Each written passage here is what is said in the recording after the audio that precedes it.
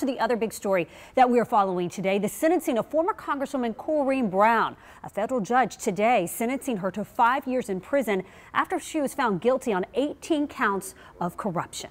So this is what we know right now at this hour. Brown, who was stone-faced following the sentencing, is also required to pay more than $62,000 in restitution to the IRS. She must also pay a portion of more than $452,000 in restitution to others. So Brown's co-conspirators are also heading to prison for their involvement in the scheme. Her former Chief of Staff, Ronnie Simmons, is sentenced to 4 years in federal prison, and the judge sentenced Carla Wiley, who ran the phony nonprofit called One Door for Education, to 21 months in prison.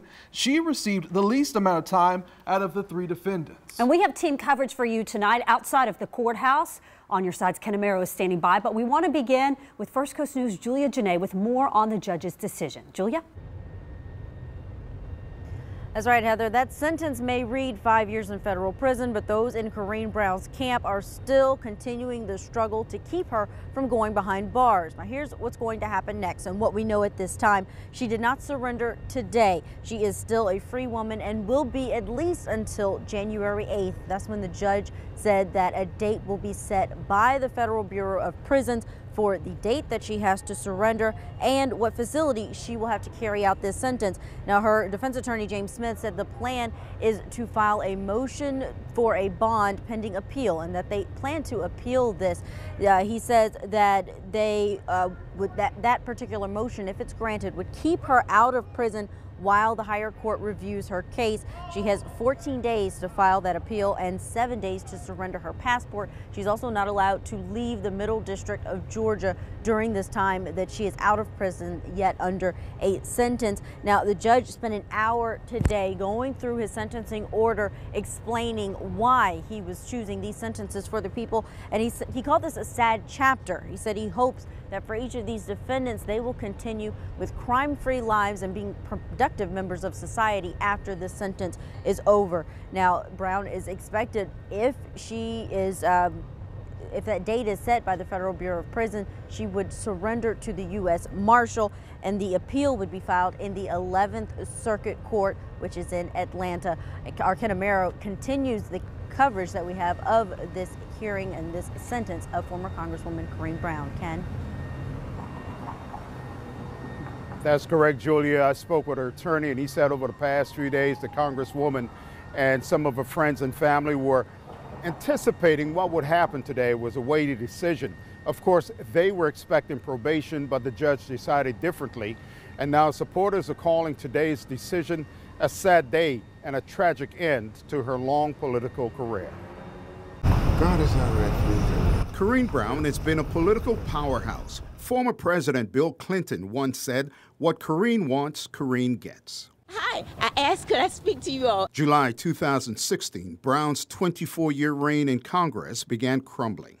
The Justice Department indicted her on corruption charges and tax evasion. It involved raising money for an unregistered charity, One Door for Education. Prosecutors called it her slush fund. I had nothing to do with anything pertaining to this charity. Brown would lose her effort for re-election. A jury would convict her on 18 of the 22 charges. But in an interview with me, she maintained her innocence. You've maintained your innocence. Are you 100% innocent? Absolutely. Her supporters were with her to the end.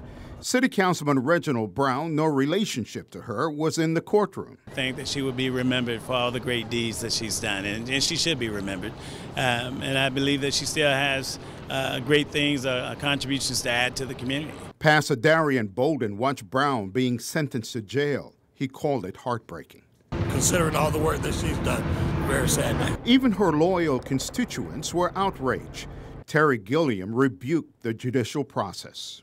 My mom passed away in the nursing home in 2016. She was crazy about Corrine. She knew how much Corrine had done for the black community. Brown had made a vow that her tombstone would not read convicted felon.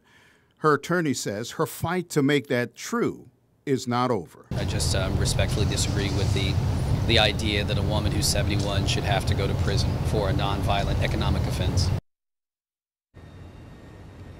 No, she's facing that 5-year prison term, and again, that 5-year prison term can be interpreted as some sort of leniency for this simple reason: it is below the recommended guidelines for the convictions that she now faces. Now, the judge could have given her probation, but it is clear that the court wants to send a message that public officials will be held accountable. Back to you. Ken, thank you. And we have continuing coverage of today's sentencing on our website. There you can find more information on what is next for Corrine Brown and her co-conspirators. Just head to our website, firstcoastnews.com, or you can also download the First Coast News app.